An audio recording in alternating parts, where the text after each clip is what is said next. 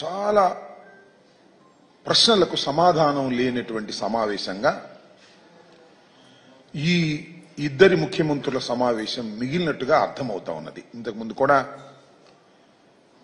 వైఎస్ఆర్ కాంగ్రెస్ పార్టీకి సంబంధించినటువంటి నాయకులు చాలా మంది మాట్లాడారు. ప్రధానంగా ఈ సమావేశం జరగవలసినటువంటి అవసరం ఎందుకు ఏర్పడింది అనే దాని మీద ఒక వివరణ ఇవ్వలేకపోయారు. ఇంకొక అంశం ఏమిటంటే, ఈ సమావేశానికి మన రాష్ట్ర ముఖ్యమంత్రి గారు ఆయన బృందంతో కలిసి వెళ్లే ముందు అనేకమైనటువంటి లీకులు తెలంగాణ ప్రభుత్వం డిమాండ్ చేస్తుంది కొన్ని అంశాలనేది అన్ని మీడియా ఛానల్లో విపరీతంగా ప్రచారమైంది. ఇప్పుడు కూడా ప్రచారం అవుతా ఉన్నది. ఈ ప్రచారం అవుతున్నటువంటి అంశాల మీద సమావేశం ముగిసిన తర్వాత తెలంగాణ ఉప ముఖ్యమంత్రి గారు, తెలంగాణ మంత్రులు, ఆంధ్ర రాష్ట్ర మంత్రులు ఒక సమావేశం ఏర్పాటు చేశారు. ఆ సమావేశంలో మీడియా ప్రతినిధులు ఇదే ప్రశ్నలు అడిగితే వాటికి సమాధానం చెప్పుకోకుండా దాటవేశారు. ఇది మరింత అనుమానాలకు తావు చూస్తున్నటువంటి అంశం. అసలు జనరల్గా ఇద్దరు ముఖ్యమంత్రులు మాట్లాడుకున్నారు అంటే ఆ ఇద్దరు ముఖ్యమంత్రులు మీడియా ముందుకు వచ్చి మాట్లాడతారని అందరూ ఎదురు చూశారు. చంద్రబాబు నాయుడు గారు, రేవంత్ రెడ్డి గారు ఉమ్మడి మీటింగ్ జరిగింది కాబట్టి వారిద్దరూ ఉమ్మడిగా మీడియా ముందుకు వచ్చి వివరణ ఇస్తారని అందరూ ఎదురు చూశారు. వాళ్ళు రాలేదు. మంత్రివర్గ సభ్యులు ఇచ్చారు. వారు కూడా ప్రశ్నలకు సమాధానం చెప్పుకోకుండా ఏదో రెండు మాటలు అట్లా మాట్లాడి ముక్తసరిగా మాట్లాడి వెళ్లిపోయినటువంటి సందర్భాలు ఉన్నాయి. ఇది చాలా దురదృష్టకరమైనటువంటి పరిణామంగా వైఎస్ఆర్ కాంగ్రెస్ పార్టీ భావిస్తుంది. రాష్ట్రంలో అనేక మంది కూడా ఇదే విధంగా భావిస్తున్నారనేది మా అభిప్రాయం. ఎందుకనంటే రాష్ట్రం విడిపోయి 10 సంవత్సరాలు పూర్తయింది.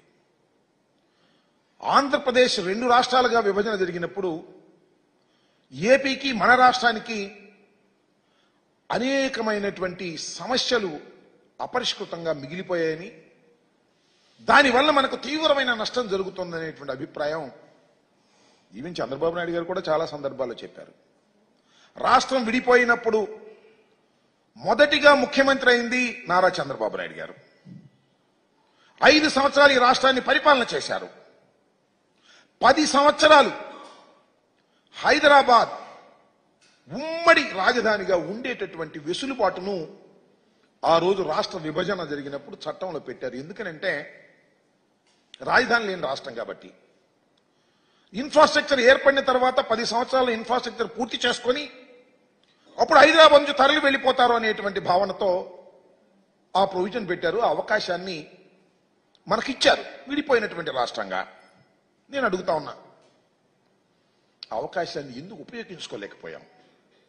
5 సంవత్సరాలు ఈ రాష్ట్రాన్ని పరిపాలన చేసినటువంటి నారా చంద్రబాబు నాయుడు గారు అవకాశాన్ని ఉపయోగించుకోకుండా ఎందుకు పారిపోయి వచ్చారు అనేది ఇక్కడ ప్రశ్న అని అడుగుతా ఉన్నా. ఎందుకంటే ఈ సందర్భంలో చెప్పవలసినటువంటి బాధ్యత, గుర్తు చేయవలసిన బాధ్యత మాకుంది. ఎందుకు వచ్చేశారు? ఉమ్మడి రాజధానిని వదిలేసి ఆయన టకటక వచ్చేసాడు. వచ్చేసి ఇక్కడ ఆఫీస్ లేదు. ఆయనే చెప్తున్నాడు చాలా సందర్భాల్లో, బస్సులో ఉండి పరిపాలన చేశాను అని. ఎందుకు బస్సులో ఉండి పరిపాలన చేయవలసిన పరిస్థితి ఎందుకు ఏర్పడింది? రాజధాని ఇక్కడ ఏర్పడినప్పుడు, శాసనసభ కూడా ఏర్పడినప్పుడు, బిల్డింగ్ ఏర్పడినప్పుడు ఎందుకు మీరు వచ్చేశారు? అందరికీ తెలిసినటువంటి సత్యం అది. తప్పు చేసి వచ్చేశారు. మెడబట్టి గెంటేశారు. మీరు భయపడి పారిపోయి వచ్చేశారు. తీరని ద్రోహం చేశారు ఈ ఆంధ్రప్రదేశ్కి మీరు మొదటిగా అనే విషయాన్ని ఈ సందర్భంలో నేను గుర్తు చేస్తున్నాను. 10 సంవత్సరాల పాటు ఉమ్మడి రాజధానిగా ఉండవలసినటువంటి హైదరాబాద్ను వదిలి 9th షెడ్యూల్లోనూ 10th షెడ్యూల్లోనూ ఉన్నటువంటి విభజన చట్టంలో ఉన్నటువంటి ఆస్తులను పంపకం చేసుకోకుండా, బేరసాలలు ఆడుకోకుండా, చర్చలు జరుపుకోకుండా పారిపోయి వచ్చి నూతనంగా ఏర్పడినటువంటి ఆంధ్రప్రదేశ్కి ప్రథమ ద్రోహం చేసిన వ్యక్తి నారా చంద్రబాబు నాయుడు గారు. అవునా కాదా ఆలోచన చేయమని మనం చేస్తున్నా. 5 సంవత్సరాలు పరిపాలన చేశారు. ఏం సాధించారు మీరు? అన్ని ఆఫీసులు ఖాళీ చేసి వచ్చేసారు. ఈ ఆఫీసుని మీరు అడగలేదు. అడగకపోగా జీహూజురని సలాం పెట్టేసి వచ్చేసి ఇక్కడ తాత్కాలికమైనటువంటి సెక్రటేరియట్ కట్టారు, తాత్కాలికమైనటువంటి అసెంబ్లీ కట్టారు, తాత్కాలికమైనటువంటి హైకోర్టు కట్టారు. ఎందుకు తాత్కాలికంగా కట్టాలి? 10 సంవత్సరాలు నీకు టైం ఉంటే.